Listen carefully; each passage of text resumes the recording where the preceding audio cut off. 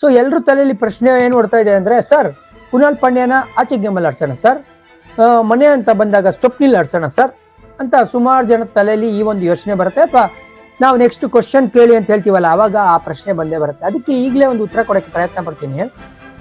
Sir ಮನೇಲಿ ನೀನು ಆಡ್ಬೇಡ, ಆಚೆ ಕಡೆ ನೀನು ಆಡು ಅಂತ ಹೇಳೋಕ್ಕಾಗತ್ತಾ? ನಾವು ಒಬ್ಬ ಪ್ಲೇಯರ್ಗೆ at the same time horses for courses ಅನ್ನೋ ಒಂದು ಸ್ಟ್ರಾಟಜಿ ಕೂಡ ಇದೆ ಕ್ರಿಕೆಟಲ್ಲಿ, ಅದು ಒಪ್ಕೊಳ್ತೀನಿ. ಬಟ್ ಕುನಾಲ್ ಪಾಂಡ್ಯ ಲಾಸ್ಟ್ ಗೇಮಲ್ಲಿ ನಮಗೆ ಮ್ಯಾಚ್ನ ಗೆಲ್ಸ್ಕೊಟ್ಟಂಥ ಬೌಲರ್, ಅವ್ರನ್ನ ಬಿಡಬೇಕು ನಾನು ನಾಳಿನ ಗೇಮಲ್ಲಿ ಅಂದರೆ ಒಂದು 5 ಸತಿ ಯೋಚನೆ ಮಾಡ್ಬೇಕಾದ್ರೆ.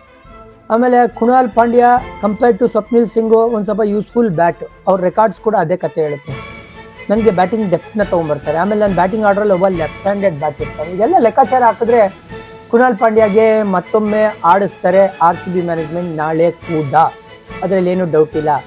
ಲಾಸ್ಟ್ ಗೇಮಲ್ಲಿ ದೇವದತ್ ಪಡಿಕ್ಕಲ್ ಅಷ್ಟು ಚೆನ್ನಾಗಿ ಬ್ಯಾಟಿಂಗ್ ಆಡಿದ್ಮೇಲೆ ಅವ್ರ ಬಗ್ಗೆ ಯೋಚನೆನೂ ಮಾಡಬಾರ್ದು. ಆಮೇಲೆ ಲಾಸ್ಟ್ ಟೈಮು ಮನೋಜ್ ಪಾಂಡ್ಯನ ಆಡಿಸಿ ತಪ್ಪು ಮಾಡಿದ್ರು ಅಂತ ಕೂಡ ಅವರಿಗೆ ಗೊತ್ತಾಗೋಗಿದೆ. ಹಾಗಾಗಿ RCB ಪ್ಲೇಯಿಂಗ್ ಲೆವೆನಲ್ಲಿ ಯಾವುದೇ ಬದಲಾವಣೆ ನೋಡಲ್ಲ. ಇನ್ ಕೇಸ್ ನಾವು ಫಸ್ಟ್ ಬ್ಯಾಟಿಂಗ್ ಆಡ್ತಾ ಇದ್ದೀವಿ ಅಂದರೆ ಬ್ಯಾಟಿಂಗ್ ಆರ್ಡ್ರಲ್ಲಿ ಒಂಚೂರು ಮೇಲೆ ಕೆಳಗೆ ಆ ಫ್ಲೆಕ್ಸಿಬಿಲಿಟಿ ಇರಲೇಬೇಕು ಯಾವುದೇ ಒಂದು ಬ್ಯಾಟಿಂಗ್ ಲೈನಪ್ಪಲ್ಲಿ. ಎಕ್ಸೆಪ್ಟ್ ಓಪನಿಂಗು ಇನ್ನೆಲ್ಲ ಬ್ಯಾಟರ್ಸು ಎಲ್ಲ ನಂಬರ್ಸಲ್ಲಿ ಆಡೋಕ್ಕೆ ರೆಡಿ ಇರಬೇಕು.